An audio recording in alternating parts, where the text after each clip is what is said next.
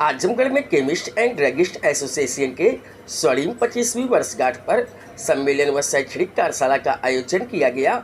रविवार को शहर के हरिऔध कला भवन के सभागार में आयोजित इस कार्यक्रम का शुभारंभ बतौर अतिथि शामिल हुए डीएलए गोविंदलाल गुप्ता, औषधि निरीक्षक सीमा वर्मा व संगठन के प्रदेश अध्यक्ष दिवाकर सिंह, प्रदेश महामंत्री सुधीर अग्रवाल, योगेंद्र नाथ दुबे, सरदार परमजीत सिंह, राणा चावला, शैलेंद्र सिंह टिल्लू, महेश अग्रवाल, महामंत्री रंजन राय, कोषा अध्यक्ष रोहित गोयल व संगठन के पदाधिकारियों ने संयुक्त रूप से गणेश प्रतिमा के समक्ष दीप प्रज्वलित करके किया गया, जिसके बाद संगठन द्वारा आए हुए अतिथियों, पदाधिकारियों व वरिष्ठ केमिस्ट जनों को अंगवस्त्रम व बुके भेंट कर सम्मानित किया गया। कार्यक्रम के अंत में केक काटकर संगठन की वर्षगांठ मनाई गई।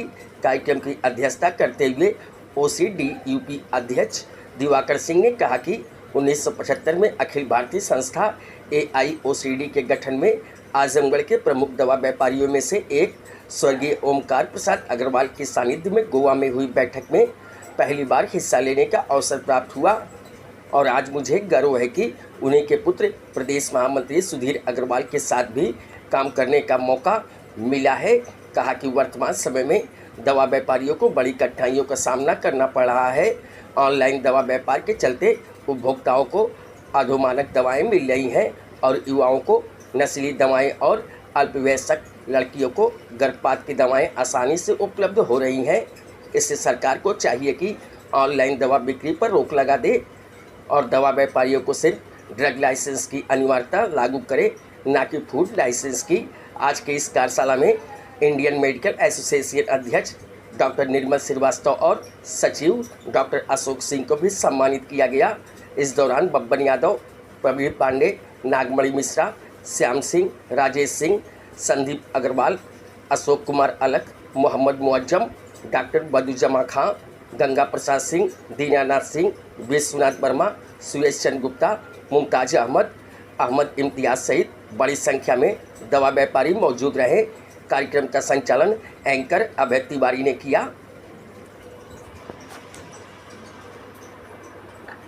प्रदेश अध्यक्ष ओसीडीयूपी आप लोगों के बीच हूँ। आज इस तरह की आयोजन जो किया गया है, क्या इससे आम जनता को लाभ हो रहा है और आप लोग क्या? देखिए, आज ये आजमगढ़ के अंदर, आजमगढ़ के केमिस्ट एंड ड्रगिस्ट एसोसिएशन के अंदर हम इसमें कई काम कर रहे हैं। एक तो जो हमारे यहाँ के केमिस्ट हैं उनको हम प्रशिक्षित कर रहे हैं कि व्यवसाय कैसे किया जाए।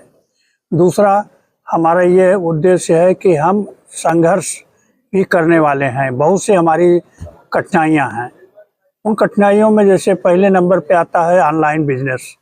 ऑनलाइन के माध्यम से आज आप लोग ये जान सकते हैं कि तमाम अधोमानक दवाएं, तमाम नशे की दवाएं हमारे युवाओं तक और लोगों तक पहुंच रही हैं।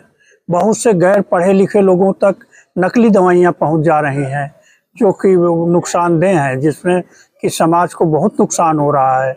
उसका हम पुरजोर विरोध कर रहे हैं और उसका हमने कई माननीय हाई कोर्ट से स्टे भी ले रखा। फिर भी अभी तक उसमें हमको पूरी सफलता तो नहीं मिली है, लेकिन हम फिर भी उसका पूरा विरोध कर रहे हैं, उसके खिलाफ संघर्ष कर रहे हैं और हमें ये पूरी उम्मीद है कि भविष्य में हम इसको बंद कराने में पूरा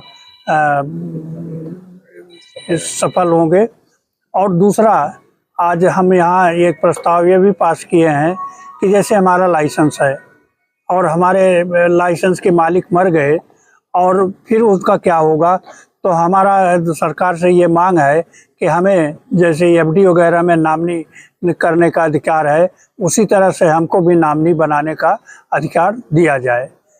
और तीसरा, इसी तरह से हम लोगों का ये है कि हम लोग आज इस पर भी बहुत चर्चा कर रहे हैं कि समाज के हित में आज आपने देखा होगा कि मेडिकल कॉलेज के सामने और सरकारी अस्पतालों के सामने झोले में मेडिकल स्टोर चल रहे हैं जो उनकी दवाएं बेचवाते हैं, जिसको डॉक्टर लिखते हैं।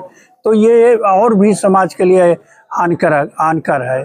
जो दुकानदार होता है, जो लाइसेंस लेके दुकान करता है, वो तो एक तरह की अच्छी दवाएं समाज को उपलब्ध कराता है, लेकिन जो झोला छाप लोग हैं ये अधोमानक दवाओं को उपलब्ध करा रहे हैं, इसके भी खिलाफ है। हम लोगों की आपके माध्यम से आज मांग है सरकार से कि इस तरह के झोला छाप डॉक्टरों को, झोला छाप दुकानदारों को तत्काल बंद करवाया जाए और उनकी गिरफ्तारी करके उनको जेल भेजा जाए। काम करती है जिसमें समाज का हित हो। जैसे हम और हमारे माननीय महामंत्री जी ने सरकार के सामने एक बात रखी थी कि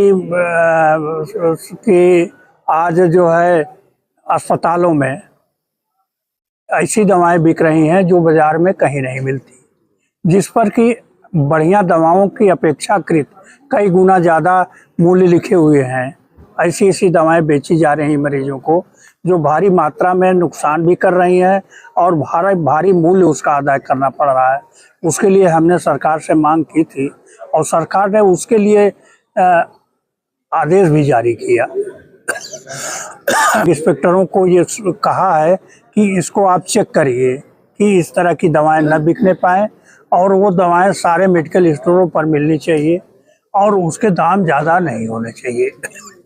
पहले तो मैं अपने जनपद के सभी साथियों का, केमिस्ट बंधुओं का मैं आभारी हूं कि आज इस बरसात में भी यहां आकर इस बैठक को उन्होंने सफल बनाया और प्रदेश के तमाम जनपदों से आए हमारे जो पदाधिकारी हैं ओसीडी यूपी के, उनका मैं स्वागत करता हूं कि वो आकर आज इस बैठक को उन्होंने एक नई ऊंचाई दिया है।